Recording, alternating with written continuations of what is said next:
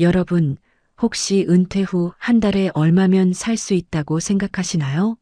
많은 분들이 막연하게 상상만으로 200만 원, 300만 원은 있어야 한다고 말씀하십니다.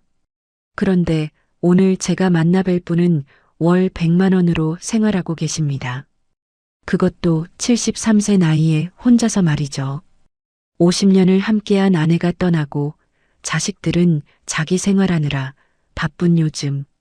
이분의 하루는 어떨까요? 아침 몇 시에 일어나시고 무엇을 드시고 어떻게 하루를 보내실까요? 오늘 영상이 정말 도움이 되신다면 구독, 좋아요 눌러주시면 정말 큰 힘이 됩니다. 알림 설정까지 해주시면 유익한 영상 먼저 받아보실 수 있습니다.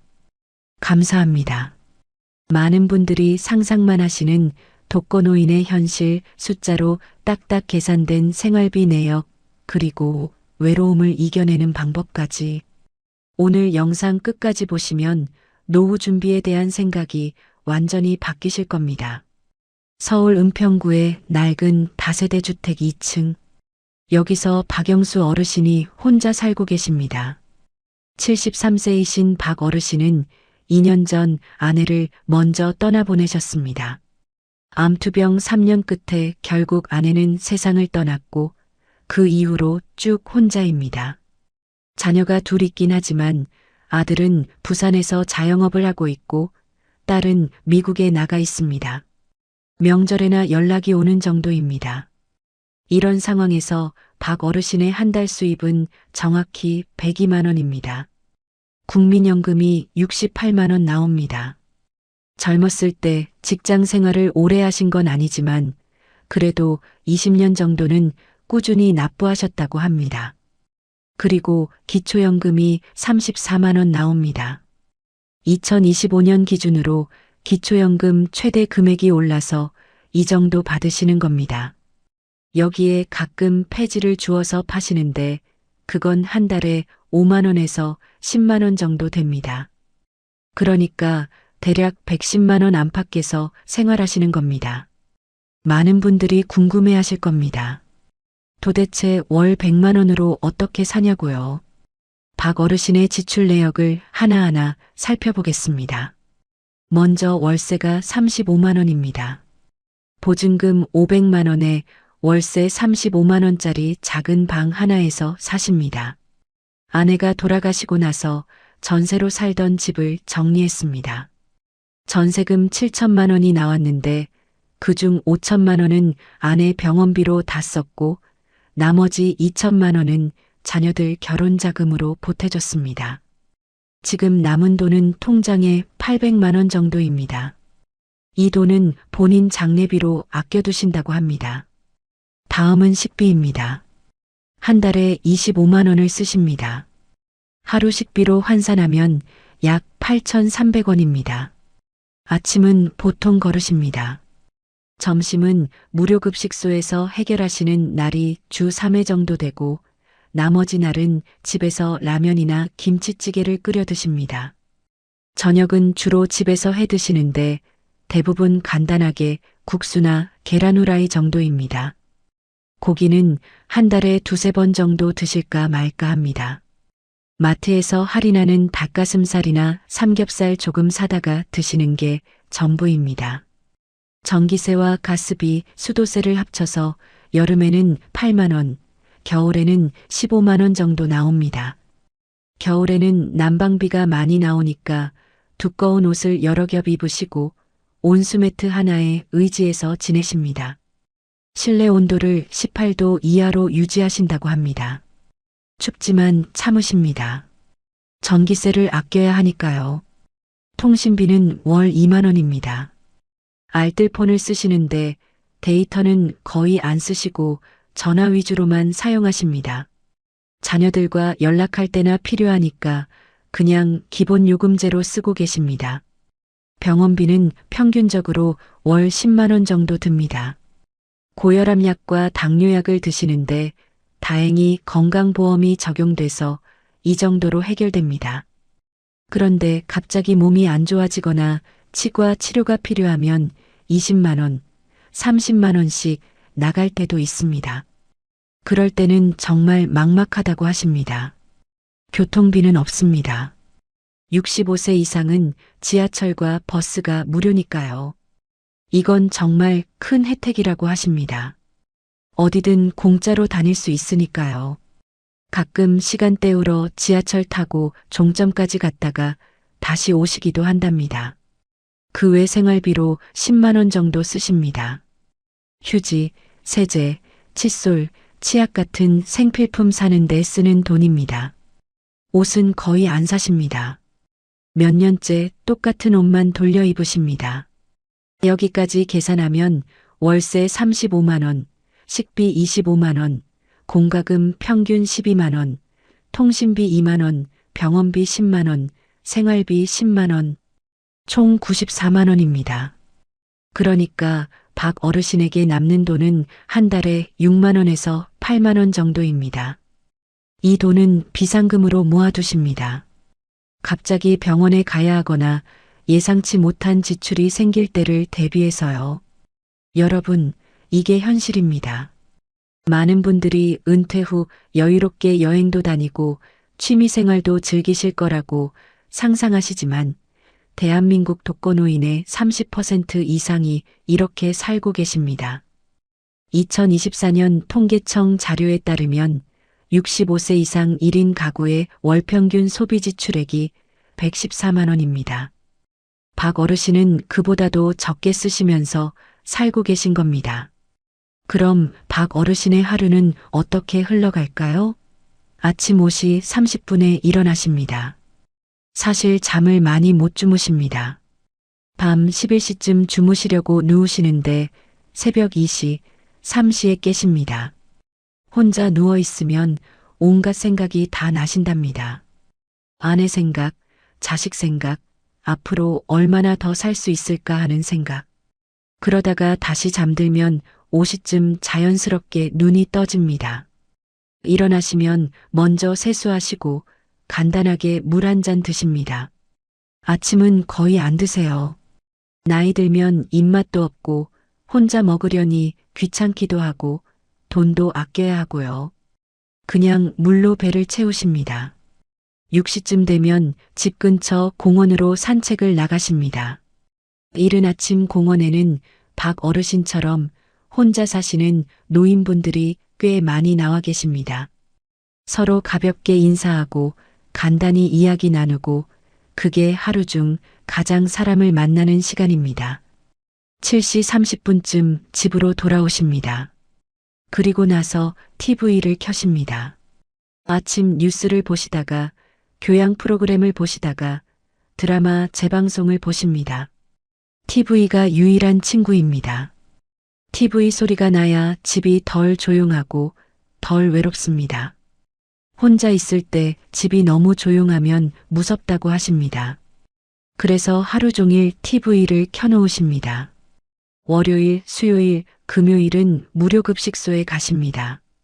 집에서 걸어서 15분 거리에 있는 복지관에서 점심을 무료로 제공합니다. 11시 30분부터 배식이 시작되는데 박 어르신은 11시쯤 가십니다. 일찍 가야 줄을 덜 서거든요. 급식소에서 만나는 분들과 이야기하는 것도 좋은 시간입니다. 다들 비슷한 처지이시니까 서로의 이야기에 공감하십니다. 어제 뭐 했는지, 자식들은 잘 있는지, 건강은 어떤지 그런 소소한 이야기들을 나누십니다. 화요일과 목요일은 집에서 라면을 끓여 드시거나 어제 저녁 남은 반찬으로 대충 때우십니다. 토요일과 일요일도 마찬가지입니다. 주말에는 복지관도 문을 닫으니까요. 가끔 편의점에서 1,000원짜리 삼각김밥을 사다가 드실 때도 있습니다. 그게 외식의 전부입니다. 점심 먹고 나면 다시 집으로 돌아오십니다. 오후 시간이 가장 길고 지루합니다. TV 보시다가 졸리면 낮잠 주무시고 깨면 또 TV 보시고 가끔 폐지를 주우러 나가십니다. 동네를 한 바퀴 돌면서 박스나 페트병을 주워서 리어카에 실으십니다. 몇 시간 돌아다녀서 리어카 가득 채우면 고물상에 가져가십니다. 그러면 5,000원에서 7,000원 정도 받으십니다. 힘들지만 그래도 용돈벌이가 되니까 하십니다. 저녁은 6시쯤 드십니다. 국수를 삶아 드시거나 계란 하나 프라이해서 밥이랑 드시거나 김치찌개를 끓여 드십니다. 혼자 먹는 밥이 맛있을 리 없습니다. 그냥 배를 채우는 겁니다. 살기 위해서 먹는 겁니다. 저녁 먹고 나면 설거지 하시고 다시 TV를 보십니다. 9시 뉴스를 보시고 10시쯤 되면 자려고 누우십니다. 그런데 쉽게 잠이 안 옵니다. 침대에 누워 계시면 온갖 생각이 다 드십니다. 아내 생각이 제일 많이 나신답니다. 50년을 함께 살았는데 갑자기 혼자 남으니까 적응이 안 되십니다. 밥 먹을 때도 TV 볼 때도 자려고 누울 때도 아내가 옆에 없다는 게 너무 힘드십니다. 특히 밤에 혼자 누워 있으면 외로움이 밀려온답니다. 그럴 때 눈물이 나신답니다. 73세 노인이 이불 속에서 혼자 우십니다. 자식들한테 연락하고 싶지만 자주 연락하면 부담스러워 할까봐 참으십니다. 한 달에 한두 번 정도만 전화하십니다. 아버지, 잘 계시죠? 뭐 필요한 거 없으세요? 아들이 물어봅니다. 응, 다 괜찮다. 너희나 잘 살아라. 박 어르신은 이렇게 대답하십니다. 사실은 외롭고 힘들고 자식들 보고 싶지만 말하지 않으십니다. 짐이 되기 싫으시니까요. 여러분, 혹시 부모님께 언제 마지막으로 전화하셨나요? 명절이나 생신 때만 연락하시지 않으셨나요? 부모님은 지금 이 순간에도 여러분을 그리워하고 계십니다. 바쁘시겠지만 일주일에 한 번만이라도 전화드려 보세요. 5분이면 됩니다. 엄마, 아빠 잘 계세요? 오늘 뭐 하셨어요? 라고 물어보세요. 그것만으로도 부모님은 하루 종일 행복하실 겁니다. 박 어르신께서는 외로움을 이겨내기 위해 나름의 방법을 찾으셨습니다. 첫째는 규칙적인 생활입니다.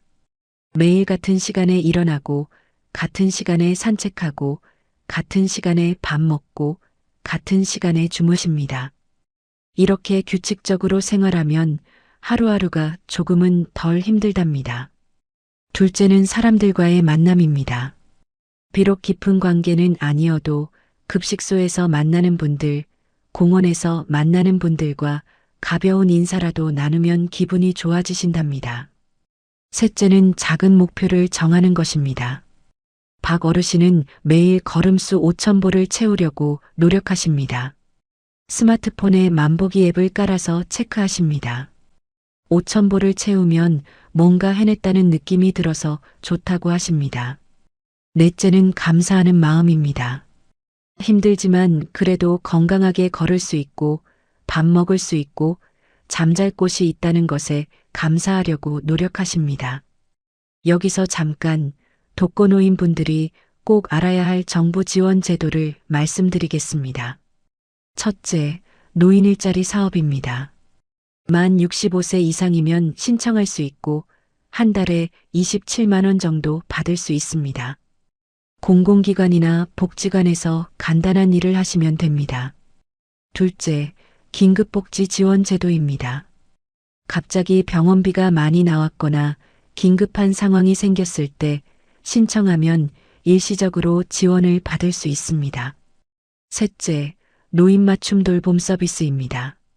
만 65세 이상 기초생활수급자나 차상위계층이면 신청할 수 있습니다. 생활관리사분이 정기적으로 방문해서 안부 확인도 해주시고 필요한 도움도 주십니다. 넷째, 무료 건강검진입니다. 국민건강보험공단에서 2년마다 무료로 건강검진을 받을 수 있습니다. 꼭 받으세요. 조기에 병을 발견하면 치료비를 훨씬 아낄 수 있습니다. 다섯째, 에너지 바우처입니다. 저소득층 어르신들에게 전기료나 난방비를 지원해주는 제도입니다. 겨울철 난방비 부담을 덜 수 있으니 꼭 신청하세요. 여섯째, 노인 교통카드입니다. 만 65세 이상은 지하철과 시내버스를 무료로 이용할 수 있습니다. 이미 알고 계시겠지만 정말 큰 혜택입니다. 일곱째, 치매 안심센터입니다. 무료로 치매 검사를 받을 수 있고 치매 환자와 가족을 위한 프로그램도 운영합니다. 이런 제도들을 잘 활용하시면 생활이 조금은 나아질 수 있습니다. 주민센터나 복지관에 가셔서 상담받아 보세요. 직원분들이 친절하게 안내해 주실 겁니다. 모르면 못 받습니다. 알아야 받을 수 있습니다. 부끄러워하지 마시고 당당하게 신청하세요. 여러분이 낸 세금으로 운영되는 제도입니다. 박 어르신도 최근에 노인 일자리 사업에 신청하셨다고 합니다. 아직 결과는 안 나왔지만 만약 선정되면 한 달에 27만 원을 더 벌 수 있게 됩니다. 그러면 총 수입이 130만 원 정도 되는 거죠. 그렇게 되면 식비를 조금 더 늘릴 수 있고 가끔 고기도 사 먹을 수 있고 자식들 생일 때 용돈도 좀 보낼 수 있을 거라고 기대하고 계십니다. 많은 분들이 노후 준비를 하실 때 돈만 생각하십니다. 물론 돈이 중요합니다. 하지만 그것보다 더 중요한 게 있습니다. 바로 관계입니다. 아무리 돈이 많아도 혼자 외롭게 지내시는 분들이 많습니다. 반대로 돈은 적어도 가족, 친구, 이웃과 좋은 관계를 유지하시는 분들은 훨씬 행복하게 노후를 보내십니다. 박 어르신께서 가장 후회하시는 게 뭘까요? 바로 자식들과의 관계입니다. 젊었을 때 일만 하느라 자식들과 시간을 많이 못 보냈답니다. 주말에도 일하고 저녁에도 늦게 들어오고 그러다 보니 자식들과 대화가 별로 없었답니다. 그 결과가 지금입니다. 자식들이 아버지를 어려워합니다. 무슨 말을 해야 할지 모릅니다. 그냥 의무적으로 명절에 한 번씩 연락하는 관계가 되어버렸습니다. 내가 젊었을 때 자식들이랑 더 놀아주고 더 대화하고 더 사랑한다고 표현할 걸 그랬어요. 그랬으면 지금 이렇게 외롭지는 않았을 텐데. 박 어르신의 말씀입니다. 여러분, 지금이라도 늦지 않았습니다. 자식들과 좋은 관계를 만드세요. 손주들과도 친하게 지내세요. 그게 진짜 노후 준비입니다. 또 하나 중요한 게 건강입니다. 박 어르신은 다행히 큰 병은 없으십니다. 고혈압과 당뇨가 있지만 약으로 조절되고 있습니다. 만약 암이나 중병에 걸리면 100만 원으로는 절대 생활할 수 없습니다. 건강을 잃으면 모든 걸 잃는 겁니다. 그래서 박 어르신은 건강 관리에 신경 쓰십니다. 매일 산책하시고 집에서 간단한 스트레칭도 하십니다. 술과 담배는 끊으신 지 오래됐습니다. 식사도 최대한 규칙적으로 하려고 노력하십니다. 비록 간단한 식사지만 골고루 먹으려고 하십니다. 채소도 드시고 단백질도 챙겨 드시고요. 물도 하루에 1리터 이상 마시려고 하십니다. 작은 것들이지만 이런 것들이 쌓여서 건강을 지키는 겁니다. 정기적으로 병원도 다니십니다. 한 달에 한 번은 꼭 동네 병원에 가서 혈압 재고 당뇨 체크하고 약 타오십니다. 의사 선생님이 잘 관리하고 계시네요 라고 말씀하실 때 가장 기분이 좋으시답니다. 본인이 잘하고 있다는 느낌이 드니까요. 여러분은 어떻게 노후를 준비하고 계신가요? 연금 저축하고 계신가요? 건강 챙기고 계신가요? 가족과 좋은 관계 유지하고 계신가요? 박 어르신의 이야기가 남의 이야기 같으신가요? 아닙니다. 우리 모두의 미래 이야기일 수 있습니다. 대한민국 노인 빈곤율이 OECD 국가 중 1위입니다. 65세 이상 노인 2명 중 1명이 빈곤층입니다. 이게 현실입니다. 국민연금만으로는 절대 부족합니다. 지금 50대이신 분들이 받을 국민연금은 평균 60만 원에서 80만 원 정도 될 겁니다.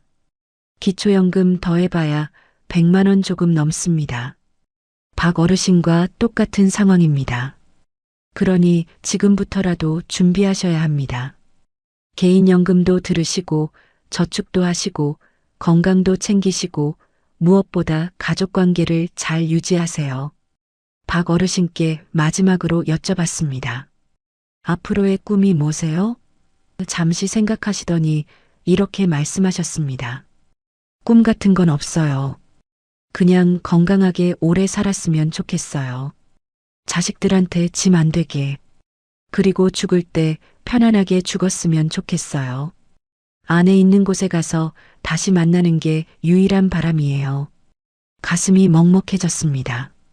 73년을 살아오시면서 이제 바라는 게 고작 건강하게 살다가 편안하게 죽는 것입니다. 여행 가고 싶다, 맛있는 거 먹고 싶다. 그런 소원도 아닙니다. 그냥 자식들한테 짐 안 되고 편안하게 생을 마감하는 것. 그게 전부입니다. 우리는 무엇을 위해 이렇게 열심히 살고 있을까요?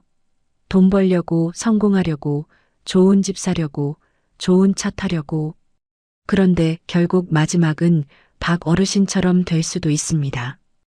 혼자 좁은 방에서 라면 끓여 먹으며 TV 보다가 조용히 생을 마감하는 것. 그게 우리의 미래일 수도 있습니다. 그렇다고 절망하라는 게 아닙니다. 지금부터라도 제대로 준비하자는 겁니다. 돈도 중요하지만 관계는 더 중요합니다. 건강도 챙기세요. 그리고 하루하루 감사하며 사세요. 작은 것에 행복을 느끼세요. 그게 진짜 노후 준비입니다. 박 어르신은 비록 월 100만 원으로 사시지만 포기하지 않으셨습니다. 매일 아침 일어나서 하루를 시작하십니다. 산책도 나가시고 사람들도 만나시고 TV도 보시고 폐지도 주우시고 그렇게 하루하루를 살아가십니다. 힘들지만 버티십니다. 그게 삶이니까요. 우리도 그렇게 살아갈 겁니다. 힘들어도 버텨야 합니다. 외로워도 견뎌야 합니다. 그게 인생이니까요. 하지만 조금이라도 덜 힘들게, 조금이라도 덜 외롭게 살 수 있도록 지금부터 준비합시다. 연금도 준비하고, 건강도 챙기고, 관계도 잘 유지하고, 그래서 박 어르신보다는 조금 더 여유 있는 노후를 보낼 수 있도록 노력합시다. 오늘 박 어르신의 이야기를 들으면서 많은 생각이 드셨을 겁니다. 월 100만 원으로 사는 73세 독거노인의 현실. 이건 먼 훗날의 이야기가 아닙니다. 지금 이 순간에도 수많은 어르신들이 이렇게 살고 계십니다. 그리고 우리도 언젠가는 그렇게 될 수 있습니다. 핵심만 다시 정리해 드리겠습니다. 첫째, 국민연금만으로는 절대 부족합니다. 개인연금과 저축을 반드시 준비하세요. 둘째, 건강이 가장 큰 자산입니다. 지금부터라도 운동하시고 정기 검진 받으세요. 셋째, 가족관계를 잘 유지하세요. 돈보다 사람이 더 중요합니다. 박 어르신은 비록 힘든 상황이지만 매일 아침 일어나서 하루를 시작하십니다. 포기하지 않으십니다. 그 모습에서 우리는 배워야 합니다. 나이가 들고 돈이 없고 혼자라고 해서 인생이 끝난 게 아닙니다. 여전히 하루하루를 살아가야 하고 그 속에서 작은 행복을 찾아야 합니다. 여러분, 부모님께 오늘 전화 한 통 해보세요. 잘 계세요? 건강하세요? 라고 물어보세요. 그것만으로도 부모님은 하루 종일 행복하실 겁니다. 그리고 여러분 자신의 노후도 지금부터 준비하세요. 다음 영상에서는 월 300만 원 연금으로 여유롭게 사시는 은퇴 부부의 이야기를 준비했습니다. 어떻게 준비하셨는지, 어떤 선택을 하셨는지 구체적인 노하우를 들려드리겠습니다. 구독과 알림 설정 해두시면 영상 올라오자마자 보실 수 있습니다. 오늘도 영상 봐주셔서 진심으로 감사드립니다. 여러분 모두 건강하시고 행복한 노후 보내시길 진심으로 응원합니다. 힘내세요. 우리 함께 이겨냅시다. 감사합니다. 요즘 60대들 사이에서 놀라운 변화가 일어나고 있습니다. 예전처럼 매주 모임에 나가던 분들이 하나둘 모임을 정리하고 친구들과의 만남을 줄이고 있다는 사실 알고 계셨나요? 이번 영상에서는 60대들이 더 이상 불편한 모임에 얽매이지 않고 진정으로 자신을 위한 시간을 선택하는 이유 5가지를 깊이 있게 다뤘습니다. 여러분도 공감하실 내용이 많을 거예요. 은퇴 후 찾아온 변화, 숨겨진 비교와 경쟁, 그리고 혼자만의 시간이 주는 놀라운 깨달음까지. 여러분, 오늘 영상이 도움이 되셨다면 꼭 구독과 좋아요 부탁드립니다. 여러분의 구독과 좋아요가 저에게 정말 큰 힘이 됩니다. 그리고 알림 설정까지 눌러주시면 앞으로 유익한 영상들을 가장 먼저 받아보실 수 있습니다. 안녕하세요, 여러분. 오늘도 찾아주셔서 정말 감사합니다. 요즘 주변을 보면 참 놀라운 변화가 느껴지지 않으세요? 예전 같으면 매주 친구들 만나서 등산도 가고 동창회도 나가고 이런저런 모임으로 바쁘게 지내던 60대 분들이 요즘은 하나둘 모임을 정리하고 계시더라고요. 처음에는 건강이 안 좋아서 그런가 싶었는데 알고 보니 그게 아니었습니다. 오히려 더 건강하고 활기차 보이시는 분들도 많으시더라고요. 그런데 왜 친구들을 안 만날까? 왜 모임을 끊을까? 정말 궁금하지 않으세요? 오늘은 바로 이 주제에 대해서 깊이 있게 이야기를 나눠보려고 합니다. 사실 이 이야기는 제 주변 지인분께서 털어놓으신 고민에서 시작됐습니다. 그분은 올해 65인데요. 30년 넘게 만나던 동창 모임을 최근에 나가지 않으신다고 하더라고요. 처음엔 제가 무슨 일 있냐고 걱정했죠. 그랬더니 그분이 하시는 말씀이 이제는 그 모임이 편하지 않다는 거예요. 예전엔 만나면 즐겁고 신나고 그랬는데 언제부턴가 만날 때마다 마음이 무겁고 피곤하다는 겁니다. 이 이야기를 듣고 제가 다른 분들께도 여쭤봤더니 비슷한 경험을 하시는 분들이 정말 많으시더라고요. 그래서 오늘 이 영상을 준비하게 됐습니다. 오늘 영상에서는 요즘 60대들이 왜 친구 만남을 줄이고 모임을 끊고 혼자만의 시간을 선택하는지 그 5가지 이유를 구체적으로 말씀드릴 겁니다. 특히 4번째 이유는 여러분도 깜짝 놀라실 거예요.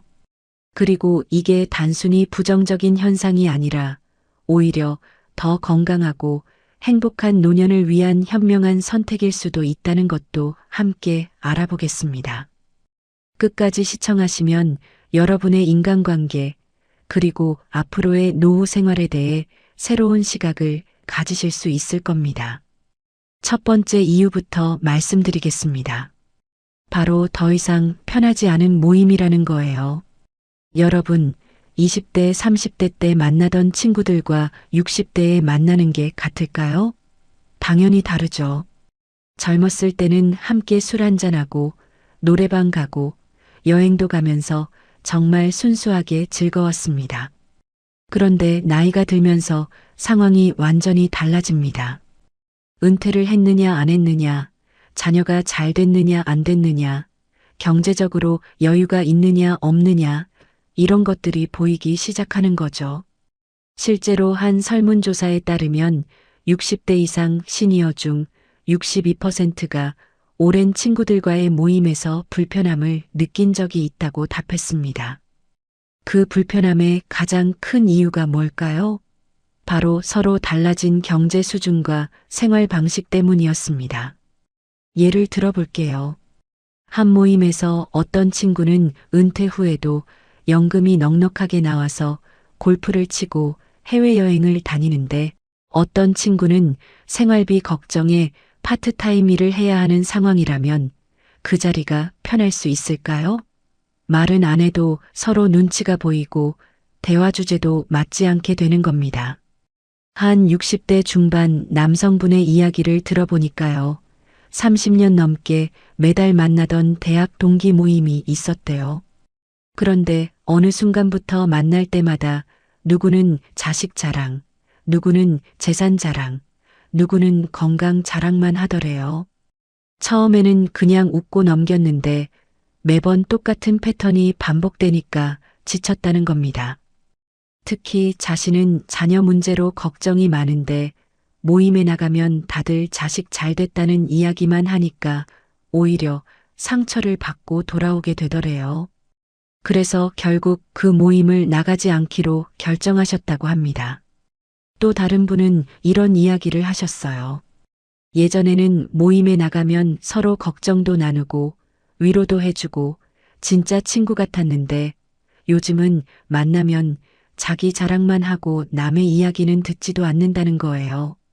특히 카카오톡 단체방에서도 누가 좋은 곳 다녀왔다고 사진 올리면 서로 경쟁하듯이 자기는 더 좋은 곳 같다고 사진 올리고 이런 게 반복되니까 피곤하다는 겁니다.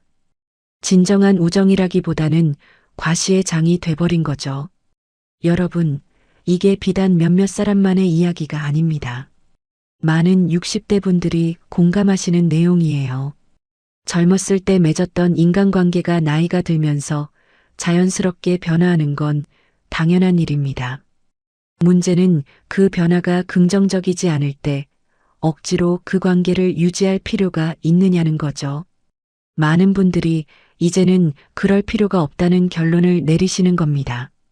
두 번째 이유는 감춰진 비교와 경쟁입니다. 여러분, 솔직히 말씀드려 볼게요.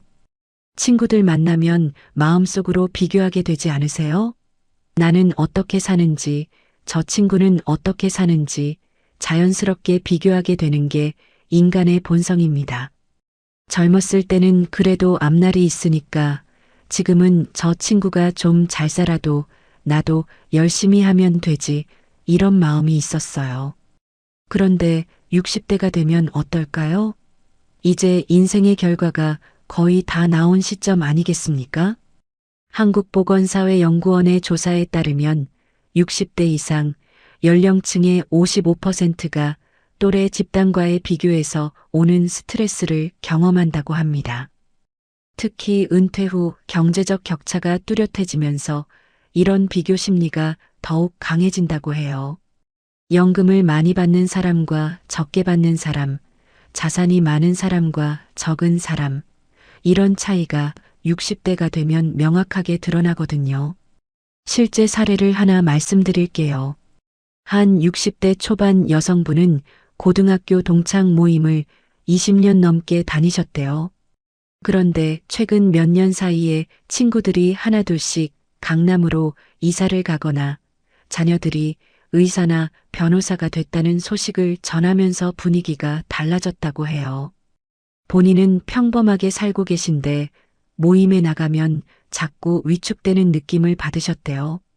친구들이 직접적으로 뭐라고 한 건 아니지만 대화 주제가 자연스럽게 고급 레스토랑, 해외여행, 골프 이야기로 흘러가니까 끼어들 수가 없었다는 겁니다. 여러분 구독, 좋아요는 정말 큰 힘이 됩니다. 알림 설정까지 눌러주시면 유익한 영상 먼저 받아보실 수 있습니다. 정말 감사합니다. 더 심각한 건 자녀 문제입니다. 60대가 되면 자녀들이 대부분 사회에 나가 있거나 결혼을 한 상태죠. 그런데 이 부분에서 정말 큰 차이가 나타납니다. 어떤 집은 자녀가 대기업에 다니거나 전문직에 종사하고 어떤 집은 자녀가 취업을 못했거나 프리랜서로 불안정하게 일하고 있고요. 모임에서 자식 이야기가 나올 때마다 마음이 편치 않은 분들이 많습니다. 자식 잘된 사람들은 자꾸 자식 이야기를 하고 싶어 하는데 그렇지 못한 분들은 그 시간이 고문 같다는 거예요. 한 아버지는 이런 이야기를 하셨습니다. 아들이 30대 후반인데 아직 결혼을 못했대요. 그런데 친구들 모임에 가면 다들 손주 자랑을 하는 거예요. 누구는 손주가 영재 교육을 받는다. 누구는 손주가 피아노를 잘 친다. 이런 이야기들이 오가는데 본인은 그 자리에 앉아서 그냥 웃기만 해야 했대요. 몇 번 그런 경험을 하고 나니까 차라리 안 나가는 게 마음이 편하더래요. 이게 비교와 경쟁의 무서운 점입니다. 말로 하지 않아도 그 자리에 있는 것만으로도 상처가 되는 거죠. 세 번째 이유는 은퇴 후 찾아온 낯선 시간들입니다. 여러분, 직장 다닐 때는 시간이 없어서 친구를 못 만난다고 하잖아요. 그래서 은퇴하면 시간도 많고 여유도 생기니까 친구들 더 자주 만날 거라고 생각하시죠. 그런데 실제로는 정반대 현상이 일어납니다. 은퇴하고 나서 오히려 친구들을 덜 만나게 되는 거예요. 왜 그럴까요? 통계청 자료를 보면 은퇴 후 1년 이내에 사회적 관계가 급격히 줄어드는 비율이 70%가 넘습니다. 은퇴 전에는 직장 동료들도 만나고 업무 관련 모임도 있고 그러면서 자연스럽게 사회적 관계가 유지됐는데 은퇴하고 나면 그런 연결고리가 다 끊어지는 거죠. 그러면서 많은 분들이 자기 자신을 되돌아보게 됩니다. 내가 진짜 만나고 싶은 사람이 누구인지, 어떤 관계가 나한테 의미 있는지 생각하게 되는 거예요. 한 은퇴자 분의 이야기입니다. 직장 다닐 때는 거의 매주 친구들을 만났대요. 주말에는 등산, 평일 저녁에는 술자리, 이렇게 바쁘게 지냈죠. 그런데 은퇴하고 나니까 갑자기 시간이 너무 많아진 거예요. 처음 몇 달은 신나게 친구들 만나고 놀았는데 6개월쯤 지나니까 문득 이런 생각이 들더래요. 내가 정말 행복한가? 이렇게 친구들 만나서 시간 보내는 게 내가 진짜 하고 싶은 일인가? 그러면서 자연스럽게 모임 횟수를 줄이고 혼자 있는 시간을 늘리기 시작했다고 합니다. 이분이 하신 말씀이 정말 인상적이었어요. 은퇴 전에는 일 때문에 바쁘니까 친구 만나는 시간이 일종의 휴식이고 힐링이었대요. 그런데 은퇴하고 나니까 매일이 휴식인데 거기서 또 친구를 만나는 게 무슨 의미가 있나 싶더래요. 오히려 그 시간에 평소에 못 읽었던 책도 읽고 못 봤던 영화도 보고 새로운 취미도 배우고 싶은 욕구가 생기는 거예요. 친구들 만나서 똑같은 이야기 반복하는 것보다 자기 자신을 위해 시간을 쓰는 게 훨씬 가치 있다고 느끼신 거죠. 실제로 많은 전문가들이 이야기합니다. 은퇴는 단순히 직장을 그만두는 게 아니라 인생의 새로운 단계로 진입하는 거라고요.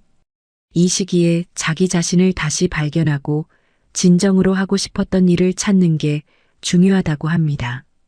그런데 계속 예전 방식대로 친구들과 시간을 보내면 새로운 자아를 발견할 기회를 놓치게 되는 거예요. 그래서 많은 60대들이 의식적으로든 무의식적으로든 모임을 줄이고 혼자만의 시간을 늘리는 선택을 하는 겁니다. 네 번째 이유, 여러분 정말 놀라실 겁니다. 바로 경제적 부담의 현실입니다. 이 부분은 많은 분들이 말은 안 하시지만 사실 가장 큰 이유 중 하나예요. 60대가 되면 수입이 대폭 줄어들잖아요. 국민연금 받으시는 분들도 평균적으로 월 50만 원에서 100만 원 정도, 많이 받아봤자 150만 원 수준입니다. 그런데 친구들과 모임을 가면 비용이 만만치 않거든요. 실제 사례를 보면 더 현실적입니다. 한 달에 동창 모임 1번, 산악회 1번, 그리고 친한 친구들 소모임 한두 번만 나가도 한 달에 20만 원에서 30만 원은 쉽게 나갑니다. 식사비, 교통비, 때로는 회비도 내야 하고요. 골프 모임이라도 나가면 한 번에 10만 원 이상 나가는 건 기본이죠. 연금으로 50만 원 받는 분이 모임비로만 30만 원을 쓴다면 생활비가 얼마나 빠듯하겠어요? 한국노인인력개발원의 조사에 따르면 60대 이상 시니어의 43%가 사회적 모임 참여에 경제적 부담을 느낀다고 답했습니다. 특히 은퇴 후 수입이 줄어들면서 이런 부담이 더 커졌다고 해요. 그런데 문제는 이걸 친구들한테 솔직하게 말하기가 어렵다는 겁니다. 자존심도 있고 창피하기도 하고요. 그래서 많은 분들이 다른 핑계를 대면서 모임을 빠지게 되는 거예요. 한 60대 후반 남성분의 이야기가 가슴 아팠습니다. 평생 회사 다니면서 친구들과 좋은 관계를 유지해 오셨대요. 그런데 조기 퇴직을 하고 나서 경제적으로 어려워지니까 친구들 만나는 게 부담스러워졌다는 겁니다. 특히 식사하고 나서 계산할 때마다 마음이 무거웠대요. 친구들은 여유 있게 10만 원짜리 고깃집을 가자고 하는데 본인은 3만 원짜리 백반집도 부담스러운 상황이었던 거죠. 몇 번 그런 경험을 하고 나니까 차라리 안 만나는 게 속 편하더래요. 더 안타까운 건 이런 경제적 격차가 60대에 더욱 벌어진다는 겁니다. 젊었을 때는 다들 월급쟁이니까 비슷비슷한 수준이었는데 은퇴하고 나면 누구는 퇴직금 받아서 건물도 사고 누구는 빚 갚느라 퇴직금 다 날리고 이런 차이가 확연해지거든요. 그러니까 같은 또래인데도 경제력 차이가 너무 커서 함께 어울리기가 어려워지는 거예요. 이게 현실입니다. 다섯 번째 이유, 바로 혼자만의 시간이 주는 깊은 깨달음입니다. 여러분, 혹시 혼자 있는 게 외롭고 쓸쓸하다고만 생각하셨나요? 많은 60대 분들이 말씀하십니다. 혼자 있는 시간이 오히려 더 행복하다고요. 처음에는 저도 이 말을 이해하기 어려웠어요. 그런데 여러분들의 이야기를 듣다 보니 충분히 공감이 가더라고요. 평생 누군가와 함께 살아왔잖아요. 어릴 때는 부모님과, 결혼해서는 배우자와 자녀들과, 직장에서는 동료들과 항상 누군가와 함께였습니다. 그러다 60대가 되고 자녀들은 독립하고 은퇴해서 직장 동료들도 안 보게 되고 그러면서 처음으로 온전히 자기 자신과 마주하게 되는 거예요. 처음엔 당황스럽죠. 그런데 시간이 지나면서 이 시간이 얼마나 소중한지 깨닫게 된다는 겁니다. 한 여성분은 이런 표현을 쓰셨어요. 60년을 남을 위해 살았는데 이제는 나를 위해 살고 싶다고요. 젊었을 때는 부모님 기대에 부응하려고 열심히 공부했고 결혼해서는 남편과 아이들 뒷바라지하느라 자기 자신은 뒷전이었대요. 그러다 환갑이 넘어서야 비로소 나는 누구인지, 나는 뭘 좋아하는지 이런 걸 생각하게 됐다는 겁니다. 그러면서 친구들 만나서 시간 보내는 것보다 혼자 책 읽고 음악 듣고 산책하는 시간이 훨씬 값지다는 걸 알게 됐다고 해요.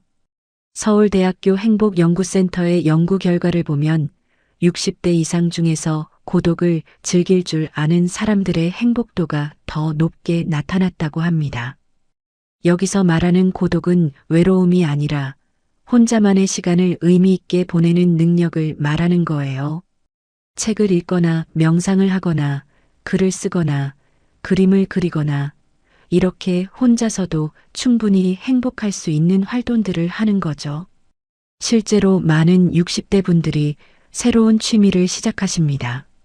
수채화 그리기, 서예, 악기 연주, 사진 촬영, 등산, 요가 등등. 이런 활동들은 대부분 혼자서도 할 수 있는 것들이에요. 친구들과 함께하면 오히려 집중이 안 되고 자기 페이스대로 할 수 없거든요. 혼자 할 때 더 깊이 있게 빠져들 수 있고 그 과정에서 자기 자신을 더 잘 알게 되는 거예요. 한 60대 초반 남성분은 은퇴 후에 사진을 시작하셨대요. 처음에는 친구들과 함께 출사를 다녔는데 자꾸 서로 비교하게 되고 경쟁하게 되더래요. 누구는 비싼 카메라 샀다. 누구는 어디 좋은 곳 갔다. 이런 이야기들이 오가면서 순수하게 사진을 즐기기가 어려웠다고 합니다. 그래서 이제는 혼자 카메라 들고 조용한 곳을 찾아다니신대요. 아무도 방해하지 않는 시간, 오롯이 자연과 자기 자신에게 집중하는 그 순간이 정말 행복하다고 하시더라고요. 또 다른 분은 매일 아침 혼자 산책을 하신다고 해요.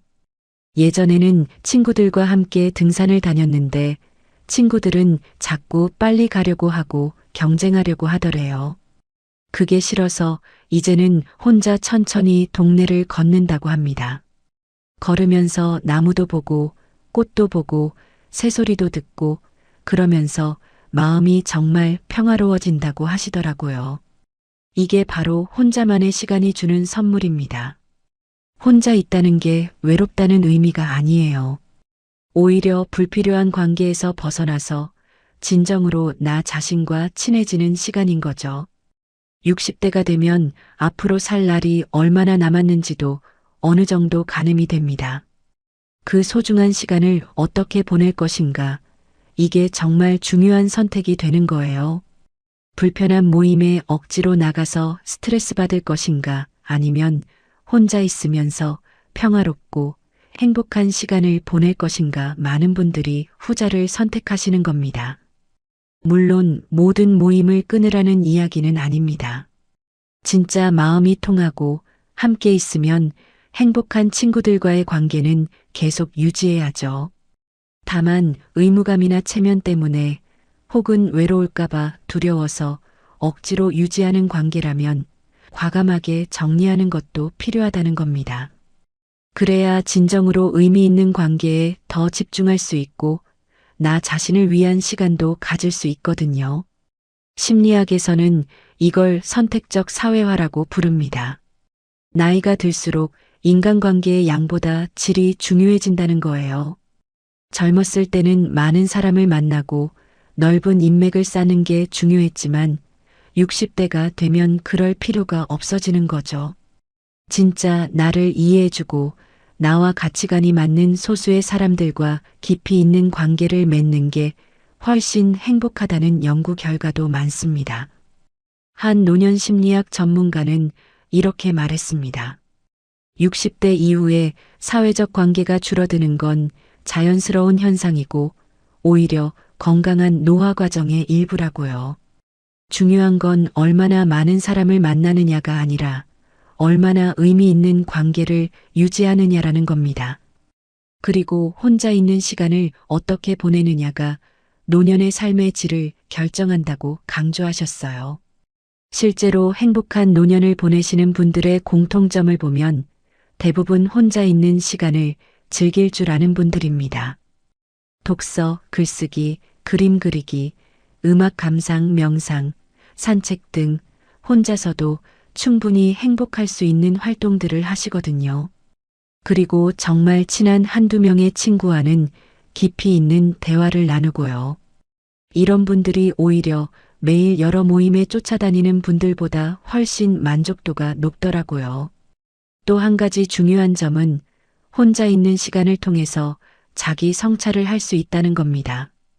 60대는 인생을 돌아보고 앞으로 어떻게 살 것인지 정리하는 시기잖아요. 항상 누군가와 함께 있으면 이런 성찰의 시간을 가질 수 없어요. 혼자 조용히 앉아서 내가 어떻게 살아왔는지, 무엇을 이뤘는지, 앞으로 뭘 하고 싶은지 이런 것들을 생각해 볼 수 있는 시간이 필요한 거예요. 한 분은 이런 말씀을 하셨어요. 친구들 만나서 시간 보내는 건 쉽지만 혼자 있으면서 나 자신과 대화하는 건 어렵다고요. 그런데 그 어려운 시간을 견디고 나면 정말 큰 깨달음을 얻게 된다는 겁니다. 내가 진짜 원하는 게 뭔지, 내가 행복해지려면 뭘 해야 하는지, 이런 것들이 명확해진다는 거예요. 그리고 그 깨달음을 바탕으로 남은 인생을 더 의미 있게 살 수 있게 되는 거죠. 물론 처음부터 혼자 있는 게 편한 건 아닙니다. 많은 분들이 처음에는 외롭고 불안하다고 하세요. 평생 누군가와 함께 있다가 갑자기 혼자 있으려니 어색하고 두렵기도 한 거죠. 그런데 조금씩 적응하다 보면 혼자 있는 시간이 얼마나 소중한지 알게 된다고 합니다. 아무한테도 눈치 보지 않고 내가 하고 싶은 걸 하고 내가 가고 싶은 곳을 가고 이런 자유로움을 한번 맛보면 다시 예전으로 돌아가기 어렵다는 거예요. 그렇다면 여러분은 어떻게 하시겠어요? 계속 불편한 모임에 나가면서 스트레스 받으실 건가요? 아니면 용기를 내서 그 관계들을 정리하고 나 자신을 위한 시간을 가지실 건가요? 쉽지 않은 선택이죠. 하지만 분명한 건 요즘 많은 60대들이 후자를 선택하고 있고 그 선택에 만족하고 계신다는 겁니다. 한 가지 명심하셔야 할 건 모임을 끊는다고 해서 인간관계를 완전히 차단하는 게 아니라는 점입니다. 진짜 소중한 관계는 오히려 더 깊게 만들어가는 거죠.